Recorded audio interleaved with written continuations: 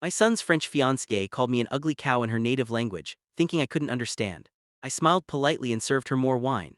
3 hours later, I casually mentioned to her parents that immigration would be very interested in our conversation. If you're watching this, subscribe and let me know where you're watching from. Let me back up and tell you how I discovered that my future daughter-in-law was nothing more than a gold-digging fraud with a charming accent. It started on a crisp October evening in Austin. David, my 35-year-old son, had finally brought home the mysterious French woman he'd been dating for 6 months. Camille Dubois was everything I'd expected from his breathless descriptions. Petite, elegant, with that effortless style that French women seem to master in the womb. Her English was impeccable, tinged with just enough accent to be charming rather than difficult. "Mrs. Thompson," she said, taking my hands in both of hers. "David has told me so much about you. I'm so excited to finally meet the woman who raised such a wonderful man." I warmed to her immediately. After David's string of vapid girlfriends who couldn't be bothered to remember my name, Camille's genuine interest in our family history felt like a blessing. She asked thoughtful questions about the photos on my mantelpiece, complimented my cooking with what seemed like sincere appreciation, and even helped clear the table without being asked. David beamed throughout dinner, clearly smitten.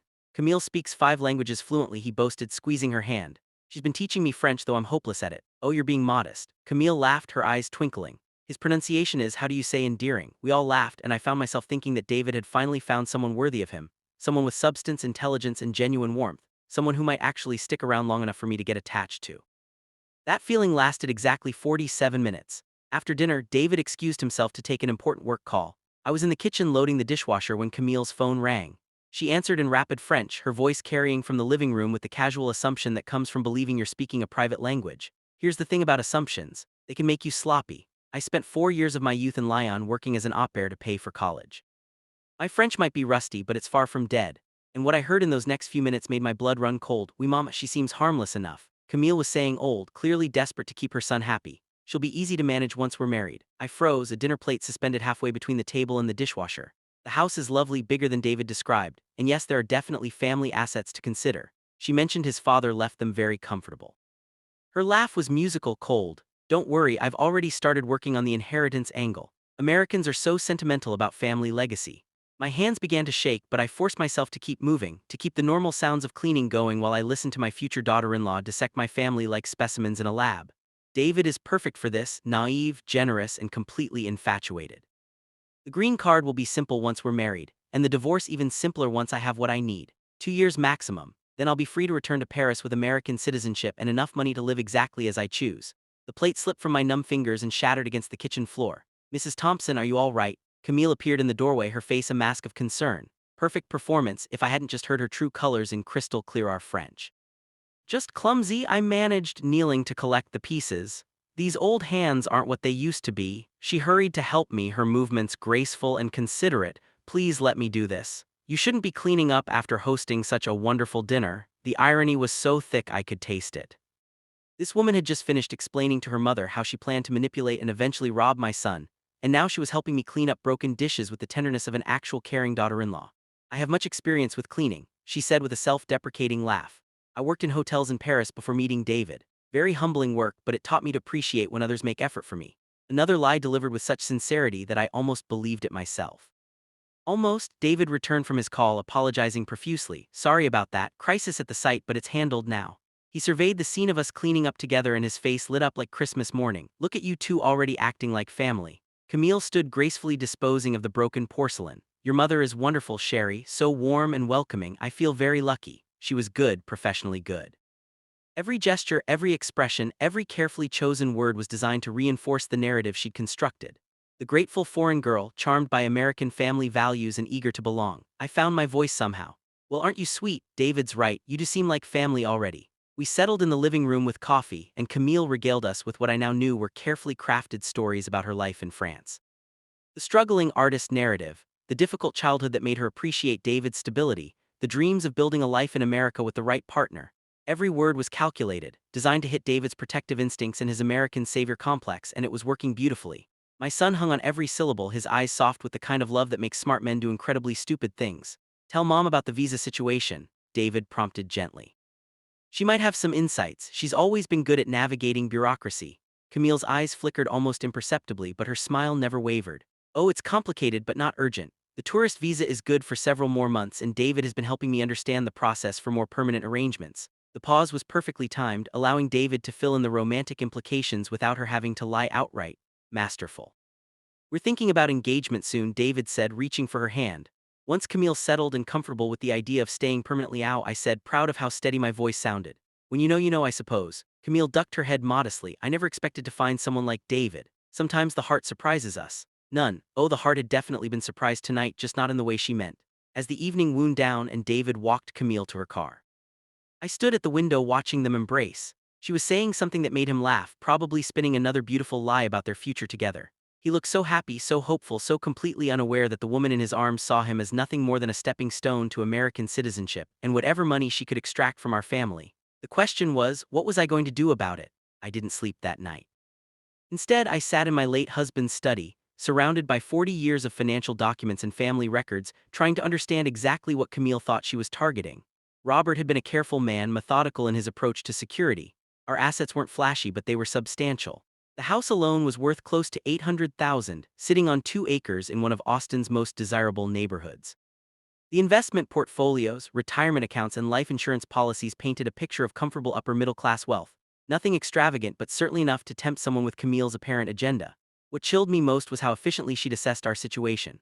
One dinner and she'd already calculated inheritance angles and timeline strategies. This wasn't impulsive opportunism. This was professional predation. By dawn, I'd made 2 decisions.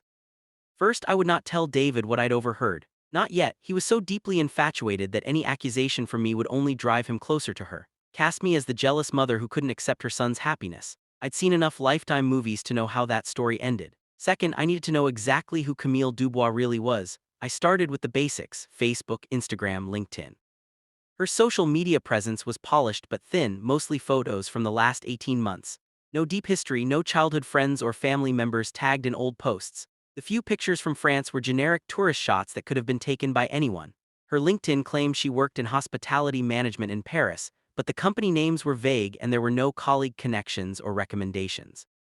For someone supposedly in her late 20s with a career in the hospitality industry, her professional network was remarkably sparse.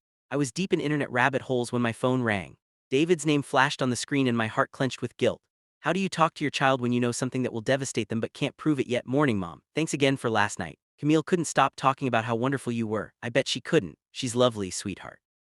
I can see why you're so taken with her.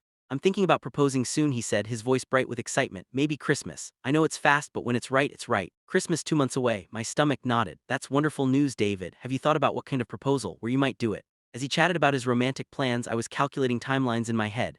If they married quickly after the holidays, she'd have her green card application filed by spring. 2 years later, she'd be eligible for permanent residency. 2 years after that, full citizenship. Then the divorce, carefully timed to maximize her take from community property. 4 years, she was planning to systematically destroy my son's life over 4 years. Mom, you still there? Sorry, darling, just thinking about how happy this makes me. The lie came easier than I expected. Have you met her family yet? Her parents, not in person, but we video chat with them sometimes.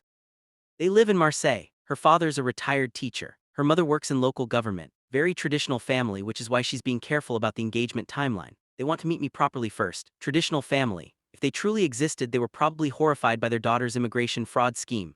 Or maybe they were in on it, coaching her through her long-distance destruction of an American family. That sounds reasonable, I said carefully. Maybe you should visit them before proposing. Really understand where she comes from. Actually, they're planning to visit us next month.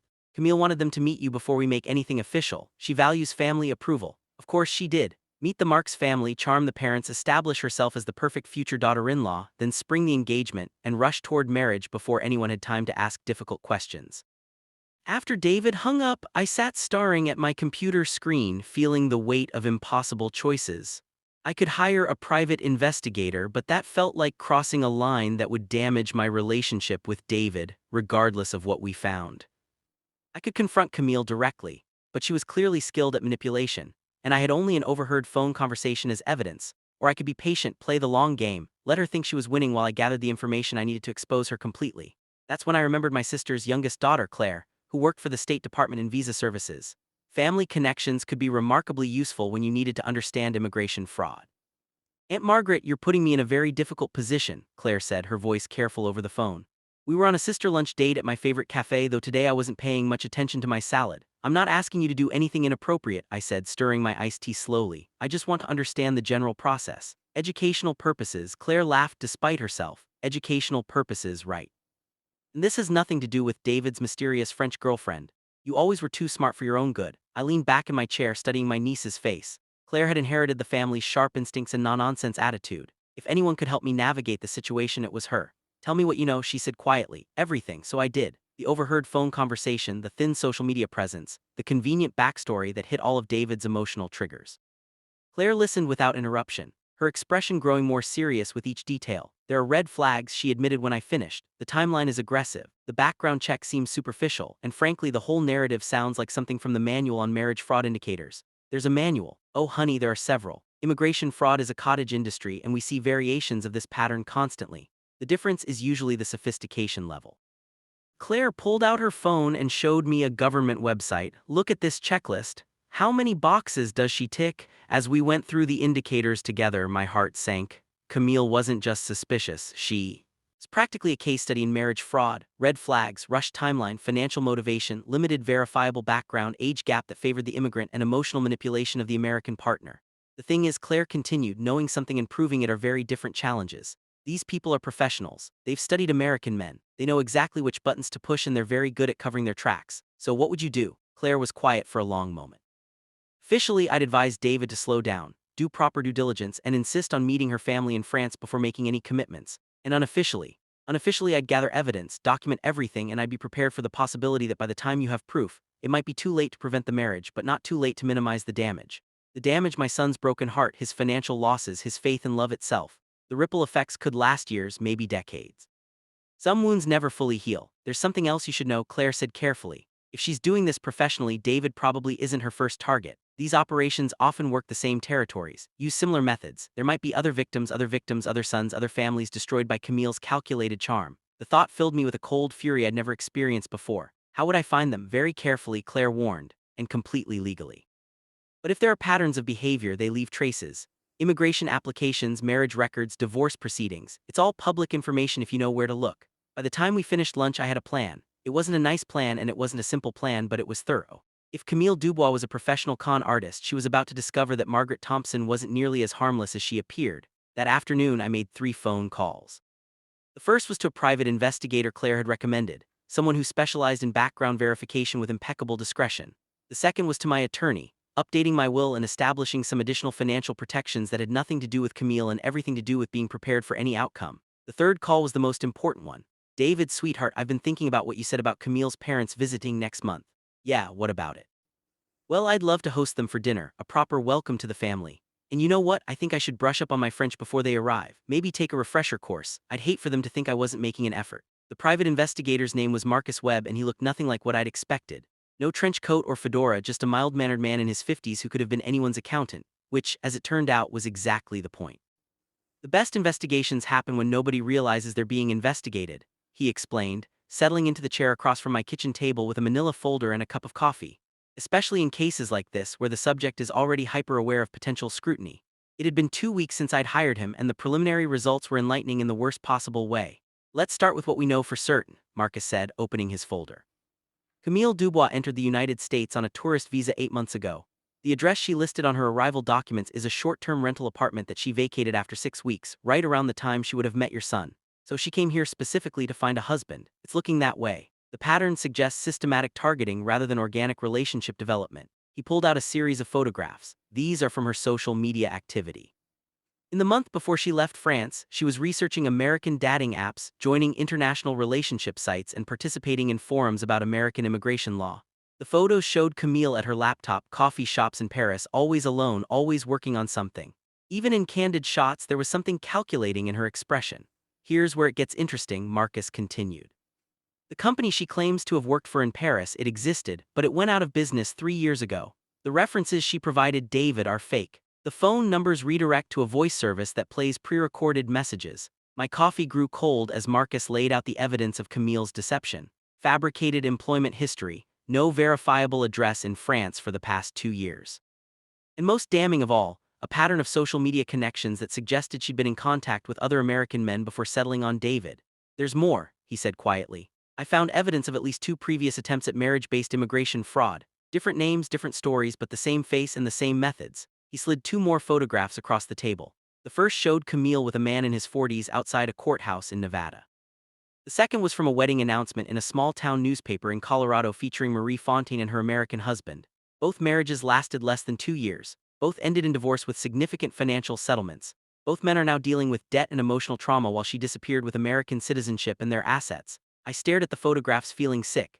David doesn't know. David knows what she's told him, which is a carefully constructed fiction.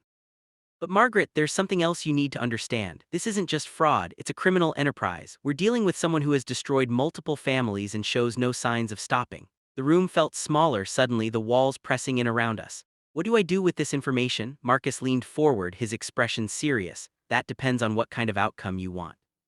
You want to save David from making a terrible mistake, or do you want to ensure Camille faces consequences for what she's already done? Both, I said without hesitation. I want both. Then we need to be very strategic. Moving too fast could spook her into disappearing before David realizes what's happening. Moving too slow means watching the fraud proceed on schedule. Marcus pulled out a timeline chart. She's planning to introduce her parents next week, probably actors hired to play the role. The engagement will happen shortly after that with a Christmas proposal that gives them just enough time for a New Year's wedding. New Year's tax advantages, immigration timing, and emotional manipulation, all wrapped up in romantic symbolism. It's textbook. Marcus closed his folder and looked at me directly. The question is, are you prepared to play a longer game than she is? That evening I sat in my garden watching the sunset paint the sky in shades of gold and crimson. Somewhere across town, David was probably having dinner with his fraudulent fiancée, discussing wedding plans and dreaming about their future together. And next week I would sit across from fake parents, speaking my rusty French and pretending to believe in a love story that was nothing more than an elaborate con. But Camille Dubois had made one crucial mistake in targeting our family.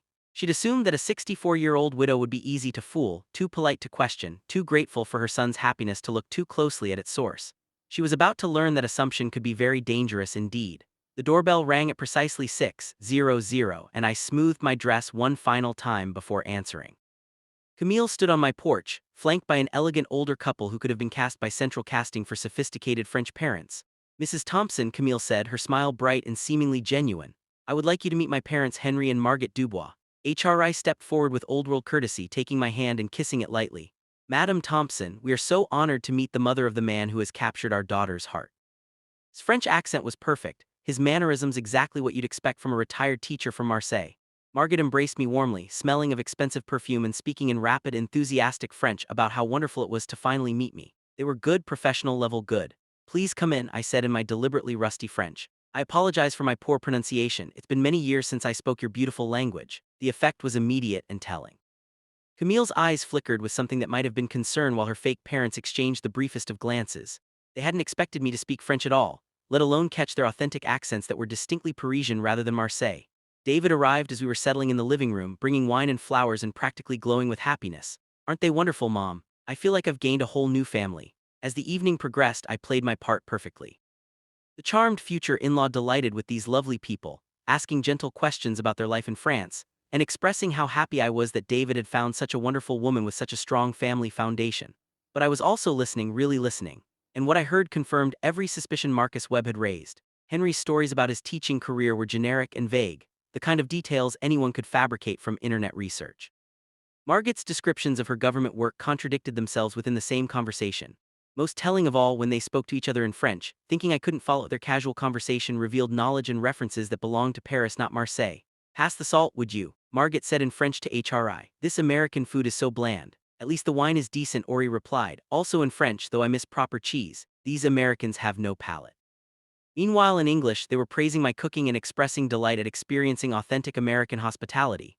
But the moment that confirmed everything came during coffee service. David had stepped into the kitchen to help me serve dessert when Camille spoke quietly to her fake parents in rapid French. "She's harmless but not stupid. Keep the details consistent and don't get too comfortable. We're almost at the finish line." "The son is completely hooked," Henry replied.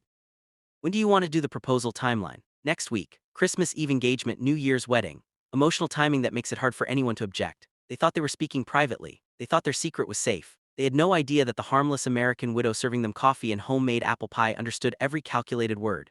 As the evening wound down and they prepared to leave, Margaret took my hands warmly. "We are so grateful that our Camille found David and through him.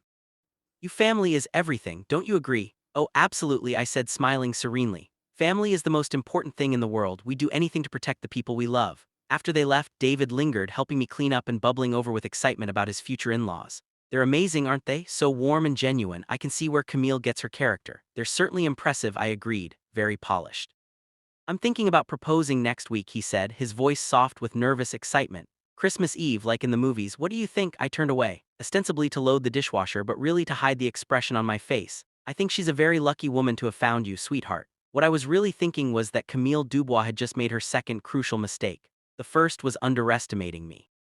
The second was revealing her timeline while I was still in a position to destroy it.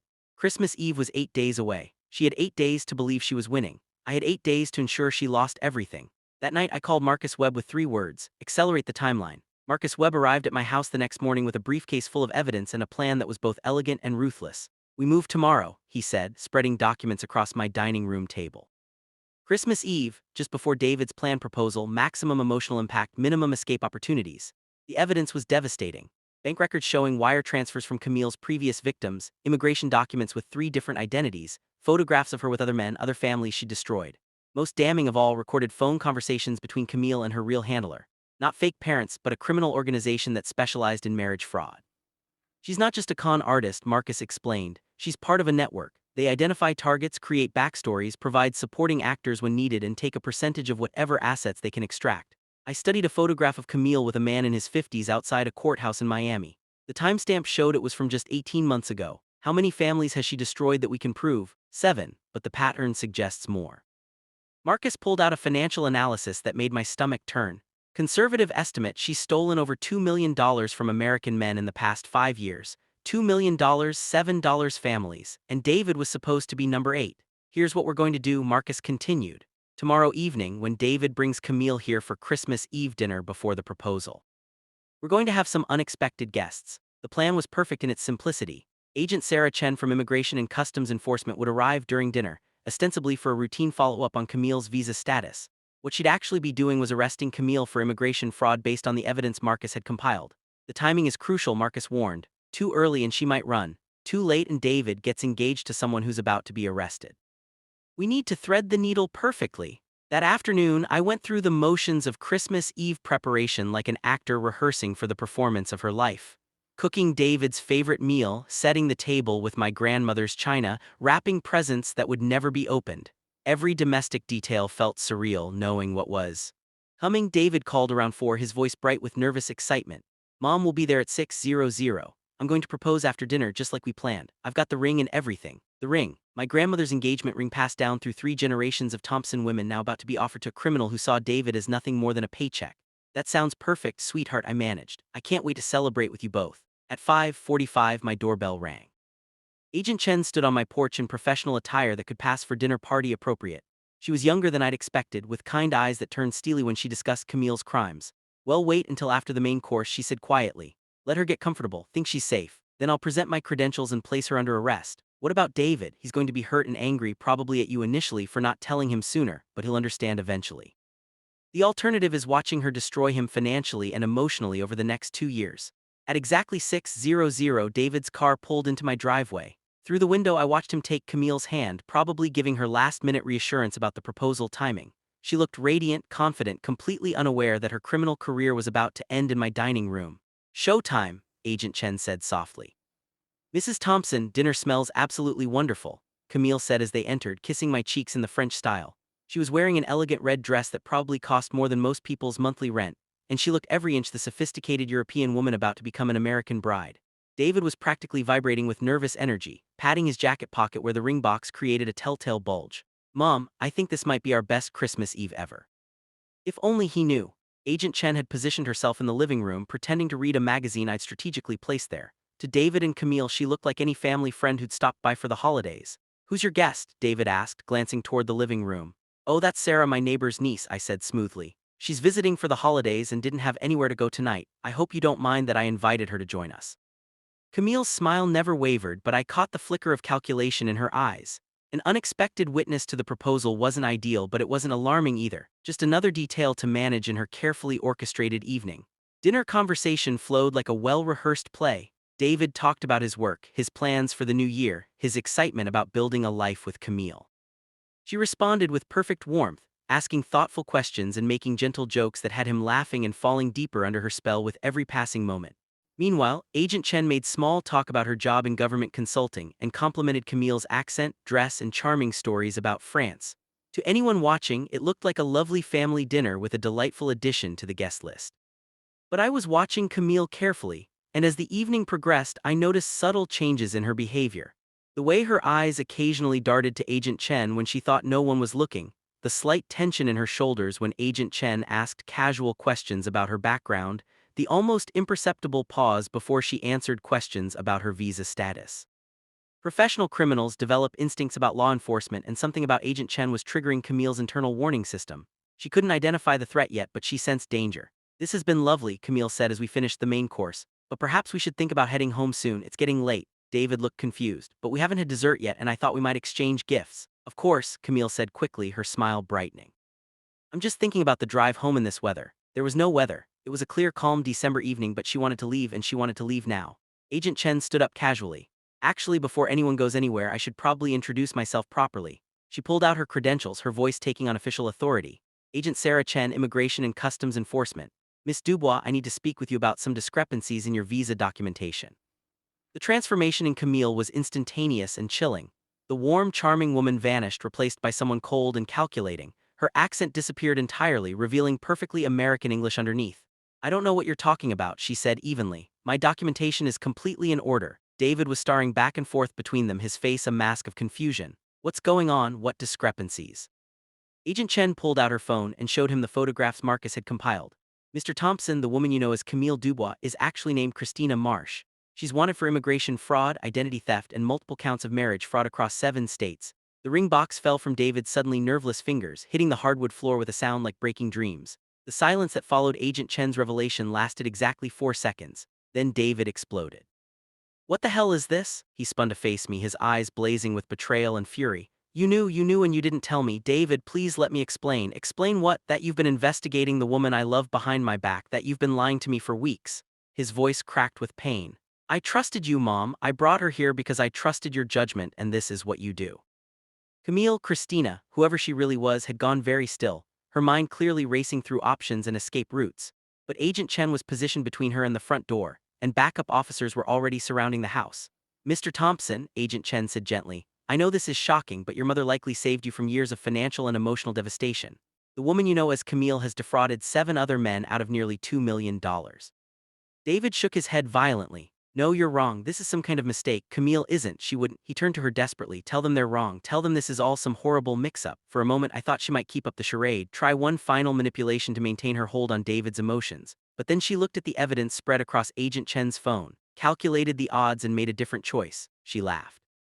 It was a cold, amused sound that had nothing of Camille's musical French accent. When she spoke, her voice was flat, American, and utterly without remorse. "Oh, David, you poor, sweet, stupid man." She picked up her wine glass and took a sip as if she were discussing the weather. "Did you really think someone like me would fall for someone like you without an ulterior motive?" David went white. "What? You're boring, David. Predictable. The kind of man who thinks buying flowers and opening doors makes him irresistible to sophisticated European women." She gestured dismissively. "I've played this role so many times I could do it in my sleep. Vulnerable foreign girl charmed by American stability, grateful for protection and security. It works every single time." The cruelty was breathtaking. She wasn't just confessing, she was destroying him for sport.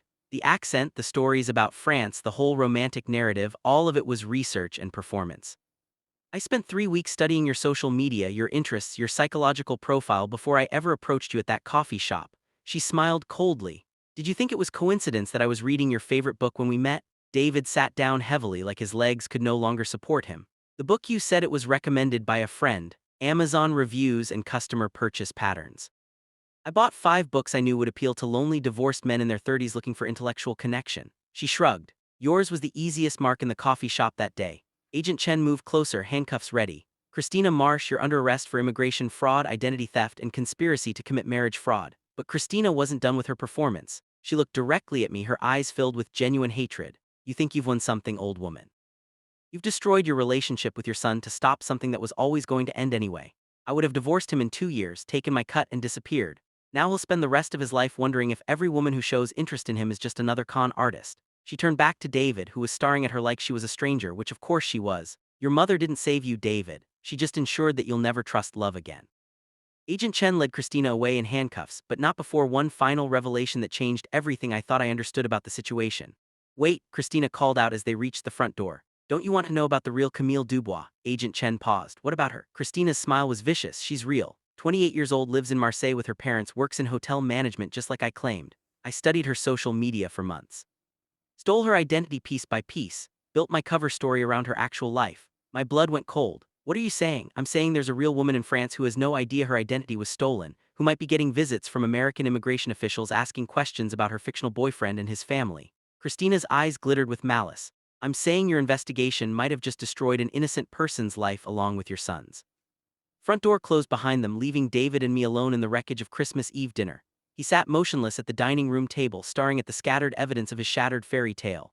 Is it true? He asked quietly. What she said about the real Camille. I sank into the chair across from him, suddenly feeling every one of my 64 years. I don't know Marcus, the investigator I hired. He'll have to look into it. Marcus, David's voice was flat. How long have you known? 3 weeks since the night she called me an ugly cow in French, thinking I couldn't understand her. For the first time since Agent Chen had revealed the truth, David looked directly at me. She called you what? She was on the phone with someone speaking French, explaining how she was going to manipulate you into marriage and then divorce you for money and citizenship. I heard everything. David was quiet for a long moment, then unexpectedly he laughed. It was a bitter sound but not entirely humorless. An ugly cow. That's actually pretty accurate considering how she played me. David, no, she's right about one thing. I don't know if I'll ever trust anyone again. He stood up, moving to the window where he could see Agent Chen's car driving away. 3 weeks, Mom. You knew for 3 weeks that the woman I loved was planning to destroy my life and you didn't tell me. You wouldn't have believed me. Maybe not, but you could have tried.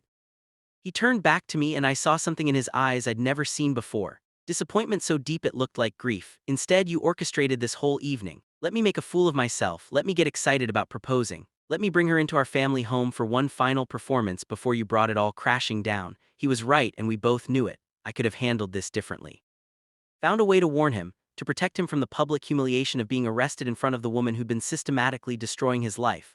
I was trying to protect you, I said weakly. By lying to me, by investigating behind my back, by treating me like I was too stupid to handle the truth. David picked up the ring box from the floor, staring at it like it was something toxic. This was Grandma's ring. Yes, she would have worn it, taken it with her when she divorced me. Grandma's ring would have ended up in some pawn shop or sold online to fund her next con. The thought hadn't occurred to me, but it hit like a physical blow. 4 generations of family history reduced to criminal profit. David pocketed the ring box and headed for the door. I need some time to process this. David, wait. I love you, Mom, but I can't be around you right now. Every time I look at you, I'm going to think about how you didn't trust me enough to tell me the truth. The door closed quietly behind him, leaving me alone with the remains of Christmas Eve dinner and the weight of choices that had been both completely right and utterly devastating. But Christina had made one final mistake in her parting shot. She'd revealed the existence of the real Camille Dubois, which meant there was still one more chapter to this story, one more chance to find something redemptive in the wreckage. That night, I called Marcus Webb with new instructions. Find the real Camille and find out how to make this right. 2 months later, I was standing in the international arrivals terminal at Austin Bergstrom International Airport, holding a sign with Camille Dubois written in my best handwriting. The real Camille Dubois was exactly as Christina had described her, 28, petite, with the kind of effortless French style that can't be faked. But where Christina had been calculating and cold underneath her charm, the real Camille radiated genuine warmth. Mrs. Thompson? She asked in accented English. Approaching cautiously, I am Camille, the real one. I think I couldn't help smiling. Yes, you're definitely the real one. Thank you for coming. What had started as damage control had evolved into something much more meaningful. Marcus' investigation had revealed that Christina's identity theft had indeed caused problems for the real Camille. French authorities had questioned her about her fictional American boyfriend. Her bank accounts had been frozen pending investigation, and her reputation in her small community had been damaged by association with international fraud. But more than that, we discovered that Camille was dealing with her own family crisis. Her mother was battling cancer and the medical bills were threatening to bankrupt the family. The money I'd offered to bring her to Austin for a face-to-face explanation had been gratefully accepted as a chance to earn additional income during a desperate time. I still don't understand, Camille said as we walked toward my car. Why would someone pretend to be me? My life is not so interesting. It was perfect for her purposes, I explained. Real enough to be verifiable, ordinary enough not to raise suspicions. She studied your social media, learned about your work, your family, your interests, and then used all of that to create a cover story. Over the next 3 days, I got to know the woman my son should have met instead of the criminal who had nearly destroyed his life. Camille was funny, intelligent, and refreshingly honest about her own struggles and dreams. She was also nursing a broken heart, a relationship that had ended badly 6 months earlier with a man who'd been cheating on her with her best friend. "It is strange," she said on her second evening as we sat in my garden sharing a bottle of wine. "This woman, she stole my name, my history, even my heartbreak to make her story more believable. It feels like being robbed of yourself." "I'm sorry," I said. "If I had known there was a real person behind the identity, you would have done the same thing," Camille said firmly. "You protected your son, that is what mothers do." David had agreed to meet her on her final day in Austin. He was still barely speaking to me, but his curiosity about the real person behind Christina's lies had eventually overcome his anger. They met at the same coffee shop where Christina had first approached him, a detail that I found both poetic and slightly heartbreaking. I watched from across the street as they talked for nearly 2 hours, their body language shifting from awkward formality to genuine interest. When David brought her back to the house afterward, something had changed in both of them. "She's nothing like her," he said quietly to me while Camille was in the bathroom.